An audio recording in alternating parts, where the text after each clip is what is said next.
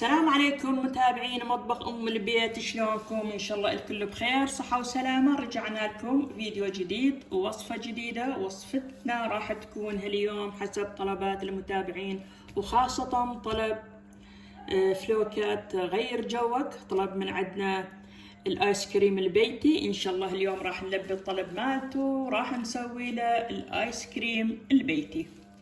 وهاليوم وصفتنا راح تكون ايس كريم ساندويتش.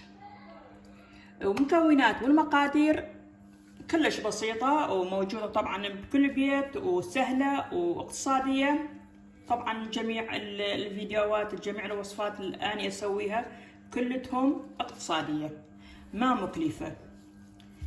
طبعا الجو بعده حار، طبعا احنا بنهاية الصيف وجانا الخريف، بعد الجو حار ونحتاج ناكل شي بارد مثل ايس كريم، مثل ازبري والعصير البارد. بعد نحتاج ناكل شيء من بروده، بس يمكن على الاطفال ما ترهم الشيء البارد، شويه تقيد عليهم. وهسه اذكر المواد والمقادير راح نخليها بالايس كريم الساندويتش. عندنا بسكت، طبعا انا راح استعمل بسكت شاي، وانتم اي بسكت تقدرون تستعملون. اخذ بسكت شوكولاته اما شاي، وعندنا فانيلا مثل ما قلت مواد اقتصادية. وعندنا كوب الا شوية حليب على كيسين من الكريم الشانتيه، وعندنا ملعقتين حليب مكثف، وعندنا ملعقة او ملعقتين حسب ما ترغبون حليب باودر نضيفه وياه. وهاي الحليب هم كانت باودر وخلينا بيها ماي وسوينا حليب سائل، يعني مو ضروري حليب. عندنا كريم شانتيه، أنا راح استعمل كريم الفراولة، وراح استعمل كريم الفانيلا. هاي المواد البسيطة اللي راح نخليها بالايس كريم. هسه نبدي بطريقة العمل. وهسه نجيب القالب راح نستعمله على ايس كريم. عندي هنا بايرس واني مغلفتها باللايلون الغذائي، او تقدرون تخلون بها ورق الزبده او اي لايلون نظيف تخلون بالقالب حتى نطلعها بكل سهوله. هسه نجي نصفط البسكت، شوفوا هالشكل، الوجه على الخارج، وجه البسكت على الخارج هالشكل، شوفوا بهالشكل. حضرنا القالب بكل سهولة حتى نخلي بيها الايس كريم. طريقة العمل الكريمة، اول شيء نضيف الحليب البارد المجرش، لو بيها ثلج بعد احسن. ونجيب الايس كريم الفانيلا، نخلي كيسين وكوب من الحليب. لو تخلون كيس واحد تضيفون نص كوب حليب بارد. وهسه نخلي ملعقتين من الحليب المكثف.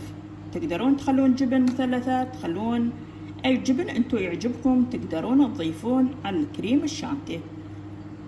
هاي طبعا ملعقتين، وهاي ملعقتين من الحليب الباودر. مثل ما قلت تقدرون تضيفون جبن او قشطة، هاي حسب رغبتكم وحسب ما يعجبكم انتو. هسه راح نخلطها هالشكل، وبعدين نخلط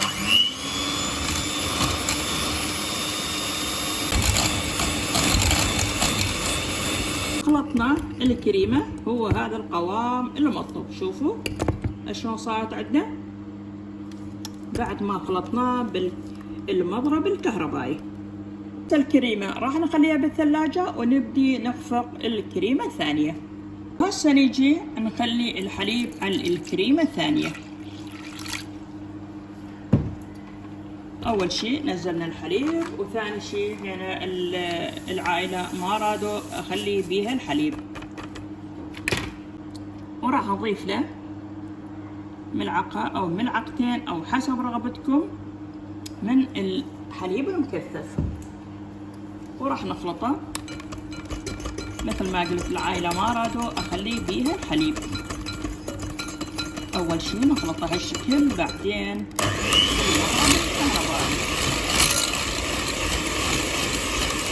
طبعا الكريمة الفانيلا بعدها بالثلاجة. نكمل الطبقة الأولى من الكريمة الفراولة هالشكل. نعدل وبعد ما خلينا الآيس كريم الفانيلا الآيس كريم الفراولة وخلينا فوقات البسكت، شوفوا شلون صارت.